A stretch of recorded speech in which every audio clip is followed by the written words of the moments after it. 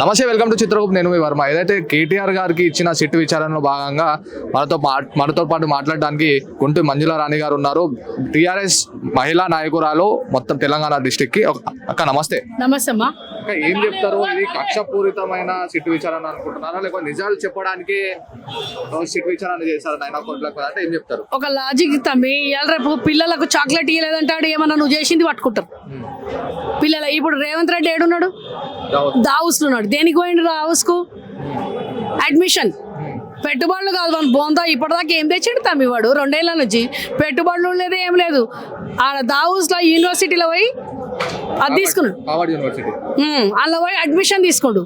దానికి ఎవరు పోయేది తెలుసా మీకు? కేటీఆర్ అన్నవాళ్ళు. కేటీఆర్ అన్న ఎట్లా ఆపాలి? పొట్టోనికి తెలుసు ఇవన్నీ. ఎందుకంటే పొట్టోడు పోయి చేతులు కట్టుకొని నిలబడాల్సి వస్తుంది కేటీఆర్ అన్న ముంగట. కేటీఆర్ అన్న పాఠాలు చెప్పడానికి పోయేది ఉన్నది 24, 25కు. కాబట్టి తెలంగాణ ప్రజలకు చెప్పేది ఏంటంటే, ఈ పొట్టోనికి అన్పడగాడు వీడు, అంగూటా చాపు.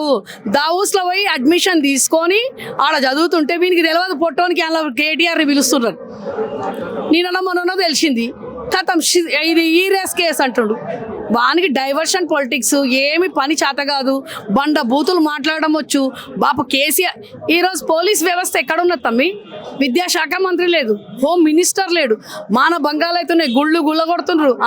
ఎక్కడంటే అక్కడ విధ్వంసం సృష్టిస్తున్నారు. పిల్లలను పట్టించుకునేటోళ్ళు ఉండరా? యూనివర్సిటీలు ఎక్కడ మొన్న పోయిండు యూనివర్సిటీ వాళ్ళు రానిచ్చిరా? రానిచ్చిరా?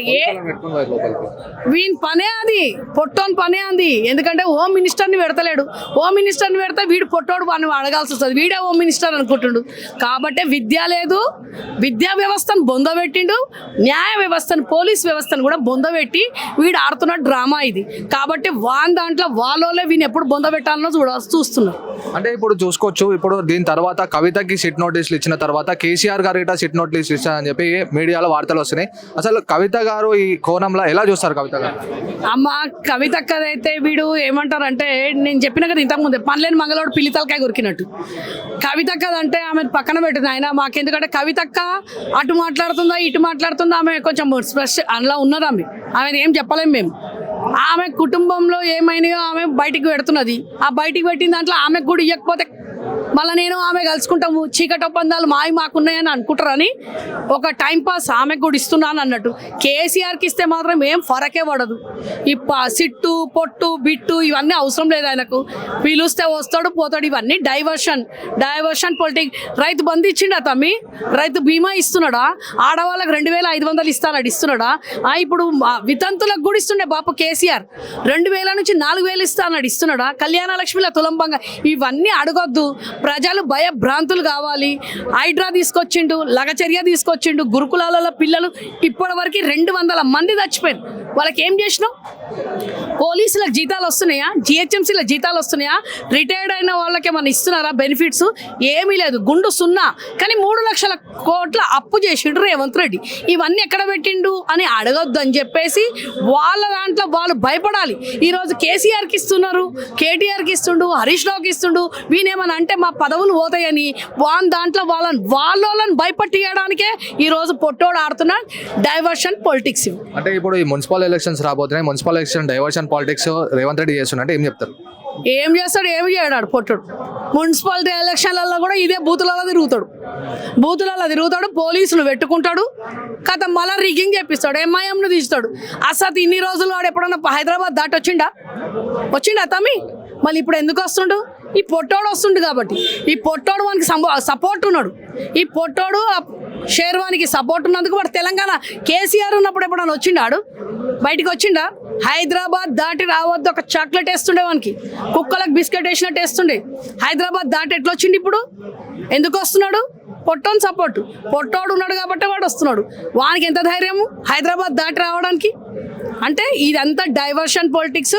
బ్యాగులు తీసుకుంటాడు. గుళ్ళు కొట్టిన దగ్గర అమాయకులను తీసుకొని పోతున్నారు. ఎందుకు తీసుకుపోతున్నారు? ఎవడున్నాడమ్మా? జనాలు ఉన్నారు ఆడు ఈడని ఎవరన్నా ఉన్నారు ఆడ? ఇష్టమున్న పండ్లు అమ్ముకునేటోళ్ళు వాళ్ళని వీళ్ళని తీసుకొని పోతున్నారు. ఇదా నువ్వు చేసేది? పని లేదు. మళ్ళీ అక్కడ ఒక 100 మందిని, ఇక్కడ 100 మందిని. తెలంగాణ ఇందుకే తెచ్చుకున్నాం తండ్రి. తెలంగాణ భవన్ చుట్టూ పోలీసు వాళ్ళని పెట్టుకోవడానికి సిగ్గు లేదు బాస్. వాడిని తిట్టి నాకు బెజార్ వస్తుంది తమ్మి. వాడు ఏం నేర్చుకొని వస్తాడో ఇంగ్లీష్లో నేను కూడా నేర్చుకుంటా. కొన్ని వాడు నేర్చుకోవడానికి పోయింది కదా, ఇంగ్లీష్లో తిడతాడు. ఇప్పుడు పొట్టోనికి, ఎందుకంటే వీడు ఇంగ్లీష్లో తిడితేనే ప్రజలందరూ వీని మాట్లాడే ఏ స్టేజ్ ఎక్కంది తెలంగాణలో కేసీఆర్ పేరు దియ్యని రోజు లేదు వాడు. అది ఇప్పుడు ఇంగ్లీష్ అని మాట్లాడారు కదా అక్క. ఇందాక last time Revanth Reddy press meet చూసినప్పుడు ఆడ మన అమెరికాలో ఏటా బాత్రూమ్ కాలేటో ఇంగ్లీష్ మాట్లాడతారు అంటారు, మళ్ళీ అదే అమెరికా పోతుంది కదా, దాని మీద ఏం చెప్తారు? ఆడ ఎవడన్నా గడుక్కోకపోతే వీడు గడవనికి పోయిండేమో. ఆడ ఎవడన్నా గడుక్కోనోడు ఉంటాడు కదా, మా పెద్ద మనుషులు పండుకున్న వాళ్ళు వాళ్ళు వీళ్ళు ఏమైనా ఉంటారు కదా, మళ్ళీ వాళ్ళే గడగడానికి ఈయన పోయిండో ఏమో.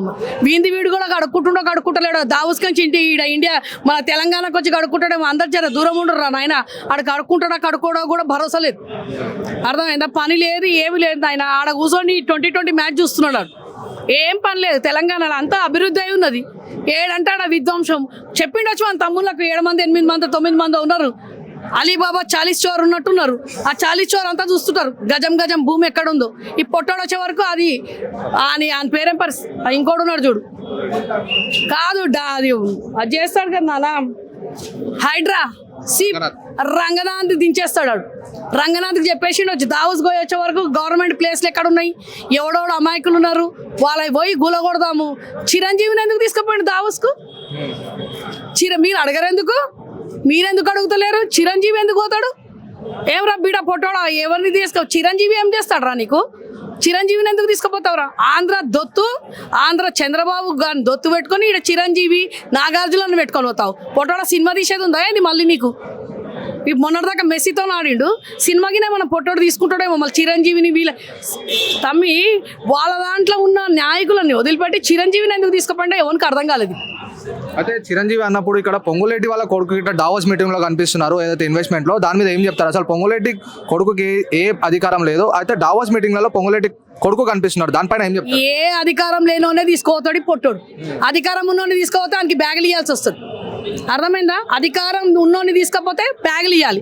ఈయన కుంభకోణం మళ్ళీ మొన్ననే పెట్టిండు ఒకటి, బట్టి విక్రమార్క పెట్టిండు బొగ్గు దాంట్లో. పెట్టినందుకే హరీష్ అన్న పెట్టేవాటికి ఈరోజు హరీష్ అన్న, ఈరోజు కేటీఆర్ అన్న, రేపు కేసీఆర్. అధికారం లేని వాళ్ళను డమ్మీలను తీసుకొని పోతాడు. వాడు కూడా ఆడ ఎన్నో చేసిండట, ఎన్నో అర్ధరాత్రి తీసుకొని పోయిండట, ఎన్నో 100 జీబులు తీసుకుపోయి అక్రమాలు చేయండి. ఇట్లాంటి వాళ్ళని పెట్టుకుంటున్నాడు. అంత రౌడీ షీటర్లను అంటారు కదా, రౌడీ షీటర్లను, తడి పాడోళ్ళను, వీళ్ళని పెట్టుకుంటాడు. వాడు మంచోళ్ళని పెట్టుకోడు. వీడు కూడా అట్లాంటి వాడు కాబట్టి అట్లాంటి వాళ్ళని పెట్టుకుంటాడు. ఫైనల్ గా మొన్న బీఆర్ఎస్ కి బొంద పెడదాము, దానికి ఎన్టీఆర్ కి నివాళులు అర్పిస్తారని చెప్పి రేవంత్ రెడ్డి మాట్లాడాడు, దానికి ఏం చెప్తారు? బిడ్డ ఎన్టీఆర్ కి నిజంగానే ఆయనకి ఏదైనా పవర్ ఉన్నదంటే నిన్నొచ్చి బొంద పెడతాడు. పొట్టోడా గుర్తుపెట్టుకో. ఎన్టీఆర్ కాంగ్రెస్ విరుద్ధం, కాంగ్రెస్ ని బొంద పెట్టి అంటున్నారా? ఎన్టీఆర్ తెలుగుదేశం తెచ్చిండే కాంగ్రెస్ ను బొంద పెట్టడానికి. చరిత్ర తెలుసుకున్నాడు వేస్ట్ కాడమ్మా. వాడికి ఏం తెలియనాడు ముఖ్యమంత్రిని చేసినాం రా నాయనవని. ఆయనకి ఏమీ తెలియదు, నాలెడ్జ్ లేకుండా మాట్లాడతాడు, పిచ్చి పిచ్చి మాటలు మాట్లాడతాడు. బీఆర్ఎస్ దిమ్మలు కాదు కదా, దిమ్మల కింద ఛాయలు పోసి గుంతలు తవ్విండు వీడే. చూడండి మీరు, పాత ఫోటోలు అన్నీ ఉన్నాయి. ఆ దిమ్మల కింద వీని బొంద పెడతాం మళ్ళీ బీఆర్ఎస్ రాంగని.